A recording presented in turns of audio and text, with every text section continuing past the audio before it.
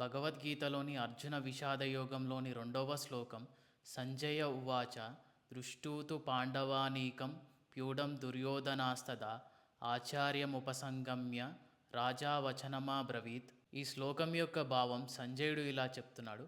యుద్ధభూమిలో పటిష్టమైన వ్యూహరచనతో సమావేశమై ఉన్న పాండవుల సైన్యాన్ని చూసి రాజైన దుర్యోధనుడు తన గురువు ద్రోణాచార్యుడి దగ్గరికి వెళ్తున్నాడని ధృతరాష్ట్రుడితో చెప్తున్నాడు సంజయుడు. దుర్యోధనుడు తన సైన్యాన్ని ఎదుర్కోగలిగినంత సైన్యాన్ని పాండవులు సమీకరించలేరని అనుకున్నాడు. కానీ పాండవులు తమ 7 అక్షోహిణీల సైన్యాన్ని అద్భుతమైన వ్యూహంలో నిలబెట్టడం చూసి దుర్యోధనుడు తొలిసారిగా భయపడ్డాడు. శ్లోకంలో సంజయుడు దుర్యోధనుడిని కావాలనే రాజా అని సంబోధించాడు. నీ కొడుకు రాజు హోదాలో ఉండి కూడా పాండవుల సైన్యాన్ని చూసి భయపడి సామాన్యుడిలాగా గురువు దగ్గరికి సహాయం కోసం పరిగెడుతున్నాడని అన్నాడు.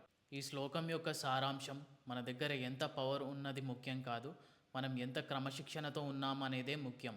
మన దగ్గర ఎంత పవర్ బ్యాక్గ్రౌండ్ ఉన్నా సరే మనం తప్పు చేస్తున్నప్పుడు నిజాయితీగా వ్యూహంతో ఎదురొచ్చే వాళ్ళని చూసి భయపడక తప్పదు అని ఈ శ్లోకం సారాంశం.